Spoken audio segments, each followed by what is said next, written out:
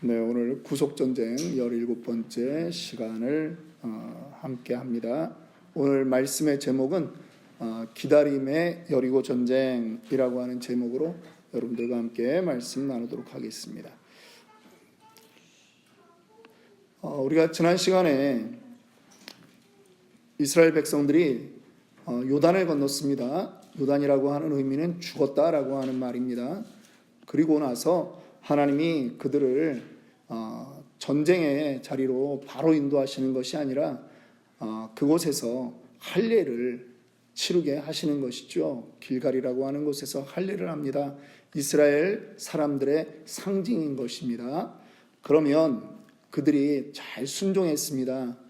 그리고 여호수아 장군은 이 하나님의 군대 장관까지 만나는 그러한 놀라운 은혜의 체험이 있었습니다. 여러분, 그러면 우리의 삶에 좀 적용을 좀 해볼게요. 여러분, 교회에 와서 큰 은혜를 받았거나 혹은 3박 4일 어디 기도원 대성회 집회에 가서 큰 은혜를 받고 방언의 은사도 받고 환상도 경험하고 그렇게 이제 집회가 마치고 내려올 때는 다 무슨 기대를 합니까? 집에 가면 또 하나님이 기쁨의 일들을 준비해 놓으시겠구나 하고 생각을 하실 때가 많죠. 그러면 신앙생활 못할 사람이 없습니다. 근데 집에 와보니 좀 표현이 좀 그래도 좀 이해를 하십시오. 이럴 때는 이런 표현을 좀 써야 됩니다. 집에 와서 방문을 열어보니까 남편이란 것은 양말 아무데나 벗어놓고 그냥 소파에 그냥 그대로 그냥 누워있는 그 자체, 거기서 몸만 싹 빠져나간 그런 모습 그대로고, 이 자식 새끼라는 것들은 지가 먹은 거 하나 청소도 안 해놓고 말이야, 설거지 하나 안 해놓고 집은 그냥 난장판이고. 그러면 여러분, 받은 은혜가 어떻게 되겠습니까? 이게 여러분, 이게 인생이에요. 그렇죠? 이스라엘 백성들이 하나님이 하라는 대로 다 순종했단 말이에요. 그리고 정말 놀라운 이 여호수아는 하나님의 그 군대 장관을 직접 대면하는 그러한 은혜를 입었습니다. 그런데 그 앞에 성도에 무엇입니까? 여리고 성이 딱 버티고 있는 거예요. 이제는 하나님이 도와주는 게 아니라는 거죠. 해필이면 가나안 들어가는 길이 꼭 이 길만 있는 것도 아닐 텐데 하나님은 해필이면 그 자리에 우리를 갖다 놓으시는 경우가 많습니다. 여리고 성은 도저히 사람의 힘으로는 무너질 수 없는 그러한 철옹성과 같은 성이라고 합니다. 고고학자들이요, 그거를 살펴보았을 때 아주 큰 이중의 그러한 성곽으로 그렇게 되어 있어요. 여러분, 그 성곽이라고 하는 말이 있죠. 그 두 개가 다 전문 용어예요. 성도 우리는 그냥 다 성 그러는데, 이 전문 용어로 가면 외벽을 둘러싼 걸 성, 안에를 둘러싼 걸 곽, 이렇게 얘기를 해요. 구원하고는 상관없으니까 그 기억 안 하셔도 되는데, 하여간 성곽을 그렇게 그냥 하고 그 위에를 말마차가 다닐 정도의 그러한 아주 튼튼한 성이었다라고 하는 것입니다. 무너질 수 없는 성입니다. 도저히 그 지금 할례 받은 몸으로 거기를 점령할 수 없는 것입니다. 성문은 굳게 닫혔습니다. 출입하는 자가 있어야 특공대라도 그 문 안으로 집어넣을 텐데 그런 게 안 된다고 하는 거예요. 축복의 땅으로 들어가야 되는데 왜 이런 가림막과 같은 그러한 재난과 같은 그러한 성이 있을까요? 분명히 하나님이 약속의 땅으로 너희를 들어가게 해주겠다고 하는데 왜 그럴까요? 오늘 함께 나눌 말씀이 그러한 배경의 말씀입니다. 이 여리고성은요, 광야의 방황과 고통이 끝나고 약속의 땅으로 이제 들어가야 되는 그 백성, 기대가 가득 찬 그 백성을 가로막고 있는 거대한 성이라고 하는 것입니다. 기도에 얼마나 많이 기도를 했겠습니까? 우리의 삶에서. 그런데 여전히 문제가 해결이 안 되고 있는 거죠. 여러분들 그런 문제 겪어보셨습니까? 정말 힘듭니다. 뭐 힘들다 그런 말이 그냥 이게 뭐 위로로 되는 말이 아니잖아요. 진짜 아침에 눈 뜨는 게 싫잖아요. 아침에 정말 제가 그런 일들을 이제 겪어보면서 옛날에 아침에 눈 뜨자마자 제가 그냥 엉엉 울었어요. 왜 눈이 떠졌냐고. 그것도 몇 시간 잠도 못 잔 거예요. 그냥 밤새 뒤척이면서 그렇게 잤는데 왜 눈이 떠지냐고. 그냥 막 너무 그냥 답답하니까 눈물이 나는 거예요. 사람이 그러한 성 앞에서 자기가 할 수 없는 불가항력적인 일 앞에서는요, 사람이요 쪼그라들어요. 뭐 유행가 가사에는 그대 앞에만 서면 왜 나는 작아지는가 그랬는데, 문제 앞에만 서면 쪼그라들잖아요. 예, 그게 여리고성이에요. 정말 자식 변할 줄 알았는데 자식이 때로는 나의 여리고성이 될 때가 있습니다. 보면 열받습니다. 안 변해요. 예, 머리가 크니까 지 논리도 만만치 않아요. 저렇게 어릴 때가 좋았다. 그냥 더 심지어는 뱃속에 있을 때가 좋았다. 아니 그렇다고 너희를 얘기하는 게 아니다. 괜히 오늘 아빠 따라서 교회 나왔다가 아유 저희 딸들은 아주 잘합니다. 집에 가서 밥이라도 제가 얻어먹으려면 이런 말을 또 해놔야 돼요. 근데 정말 은혜 받고 왔는데 자식 얼굴 보면 확 무너질 때가 있고 답답할 때가 있다는 거예요. 남편이 여리고 성처럼 딱 버티고 있을 수가 있습니다. 죽으라고 안 변해요. 기도를 열심히 하고 또 때로는 안수기도까지 받고 났으면 여러분 병이 나아야 되지 않습니까? 사업의 문제가 힘들었고 이런저런 것으로 힘들었을 때 정말 교회 공동체가 모여서 뜨겁게 기도했으면 여러분 좀 기쁜 소식 와야 되지 않습니까? 근데 아니라는 거예요. 여리고성이 그대로 있는 거예요. 그냥 기가 죽는 거죠. 40년 전에 이스라엘 백성들 12명의 정탐꾼이 들어갔다가 그거 보고 기 죽었잖아요. 그래서 민수기 14장 28절에 하나님의 저주를 받지 않습니까? 내가 내 삶을 두고 맹세하노니 너희가 말한 그대로 내 귀에 들린 대로 내가 너희에게 갚아주겠다. 그 세대가 다 죽었잖아요. 지금 다시 하나님이 그 앞에다 세워놓는 거예요. 여러분 하나님이 짓궂으십니까? 아닙니다. 하나님의 백성을 위한 하나님의 계획이 있는 거예요. 돌파하라는 거예요. 돌파하라. 요한복음은 21장으로 되어 있습니다. 그러면 그거를 맨 마지막에 내가 이 글을 왜 썼다라고 하는 게 어디에 있어요? 요한복음 20장 31절 32절로 끝나는 거예요.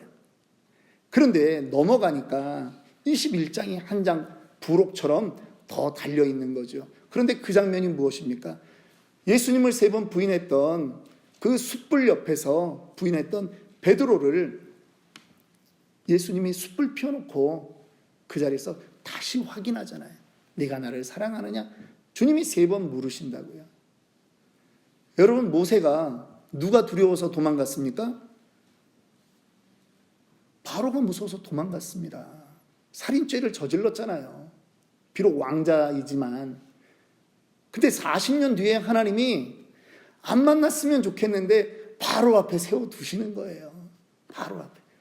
안 가겠다고 하는 거죠.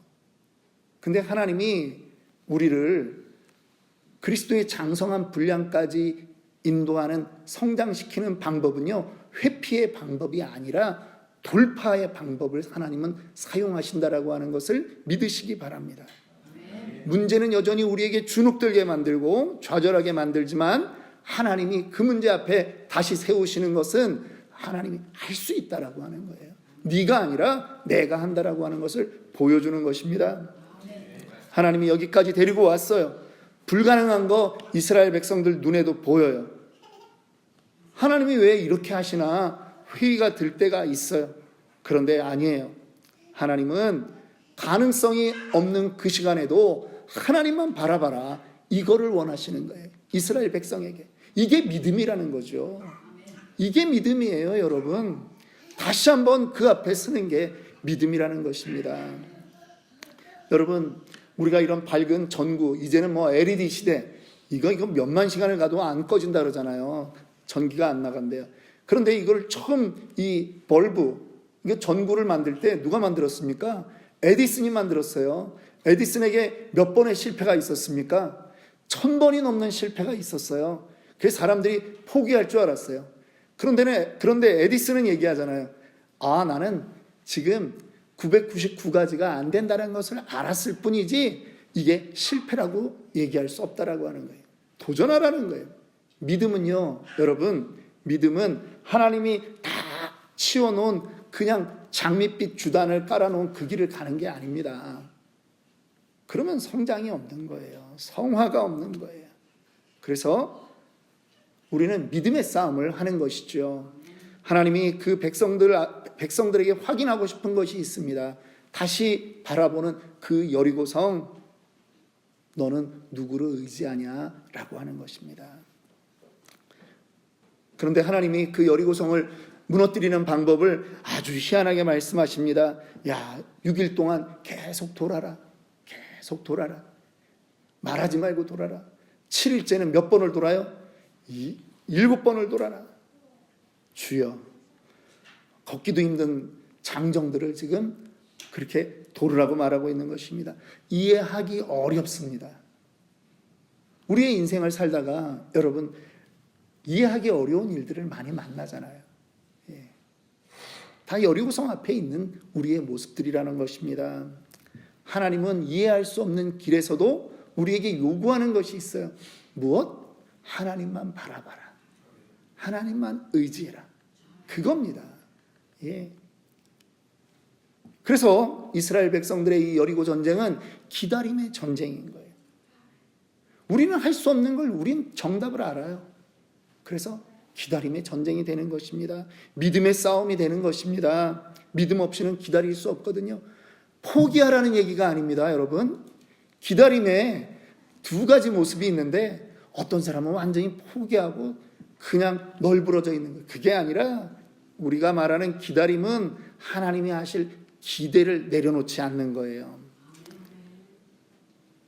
여러분, 6일과 7일은 엄청난 차이가 있습니다. 우리 교회는 주여 7창을 하자 하는데 여러분, 주여 6창과 7창은 횟수는 한 번인 것 같지만 의미는 여러분 엄청난 차이가 있어요. 6일까지는요 그냥 한 바퀴 도는 거예요. 내 힘으로 돌 수 있다는 얘기예요. 내 힘으로 돌 수 있어요. 그런데 7일 7바퀴 도는 거는요 내 힘으로 할 수 있는 게 아니에요. 아니 6바퀴까지는 내 힘으로 했다고 칩시다. 그래도 성벽에 어디 금 하나 간 게 보이지가 않는 거예요. 백성들 중에 누군가 저기 성벽이 흔들리는 것 같다라고 하는 말만 들어도 우리는 그 남은 한 바퀴를 우리는 뛰어다니면서라도 돌 수 있어요. 근데 전혀 안 보이는 거죠. 그래서 이 7바퀴는 7이라고 하는 거는 하나님께 내어 맡기는 숫자라고 하는 것입니다. 열왕기상에서 갈멜산의 기도를 우리는 압니다. 엘리야가 3년 반 가뭄이 있는 그곳에 하나님께 기도하지 않습니까? 그리고 사환을 불러서 저 꼭대기에 올라가 봐라. 사환이 보는 방향은 서쪽입니다. 지중해예요. 거기서 이 비구름이 와야 되는 거예요. 그런데 올라가도 안 와. 두 번째 또 보내시는 거예요. 여러분, 간절히 기도하고 나서 또 한 번 가봐라. 사환도 죽을 맛이에요. 6번까지는 어찌어찌 할 것 같아요. 그런데 7번째, 여러분, 이거는 믿음 없으면 못 올라가는 길이 7번째 길입니다. 아무것도 없었거든요. 그냥 안 올라가고도 주인님 전과 동일합니다. 그렇게 말할 수도 있는 건데 또 죽기 살기로 올라가 보는 그 7번째라고 하는 거예요. 열왕기하 5장에 가면 이제 엘리사와 나아만 장군의 이야기가 나옵니다. 7번 요단강에 들어가라는 거예요. 순종하기 어렵습니다. 요단강에 무슨 특효약이 있는 것도 아니잖아요. 6번을 했습니다. 뭐 조금이라도, 아니 발가락에 있는 무좀이라도 없어졌으면 한 번 더 들어갈 용기가 생기는데 아무런 변화가 없는 거예요. 그래도 순종하는 게 7번째입니다.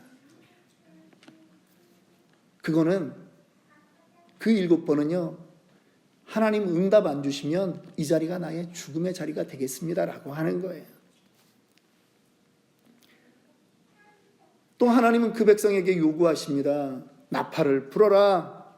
여러분, 뭐 일이 됐어야지 나팔을 불고 말고 하지. 응? 일도 안 됐어요. 아무것도 된 게 없어요. 근데 나팔 부르래요. 언약궤 메고 돌래요. 선언하래요. 여러분 힘듭니다. 스티브 라이틀이라고 하는 학자가 있는데 이 학자가 쓴 책에는 이런 한 구절이 있습니다.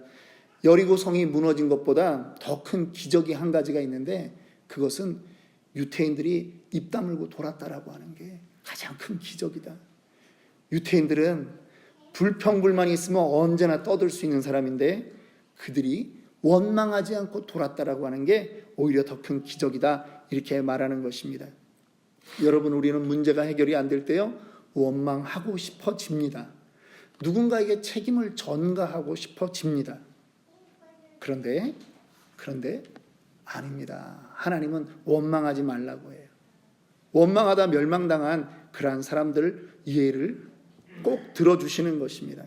이제 마지막에 그들이 7바퀴를 다 돌고 나서 하나님이 명령하는 것은 무엇입니까? 나팔을 불 때 온 백성이 함성을 지르라는 거예요. 여러분, 아니, 성이 무너지면 당연히 내가 함성을 지르지. 일이 되어지면 함성을 지르지 말라 그래도 그 함성을 기쁘게 지르지 않겠습니까? 그런데 아무것도 없는데 함성을 지르라는 거예요. 믿음의 함성을 여리고성 앞에서 지르는 거예요. 문제 앞에서 하나님을 향한 함성을 지르는 거예요.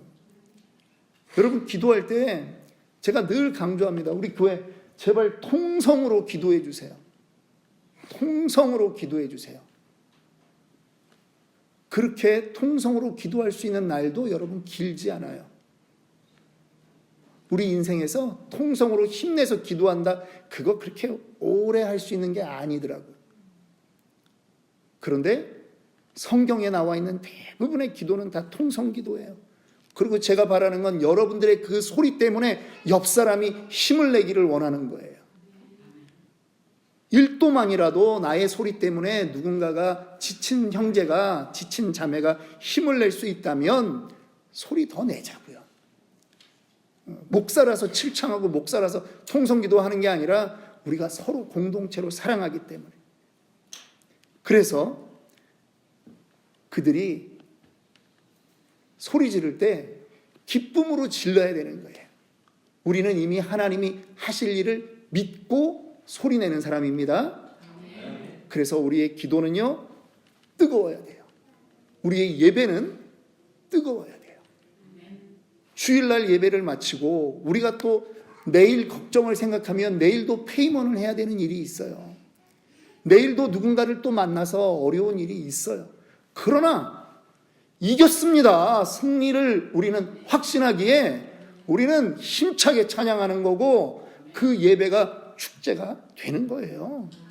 그렇게 하는 것입니다.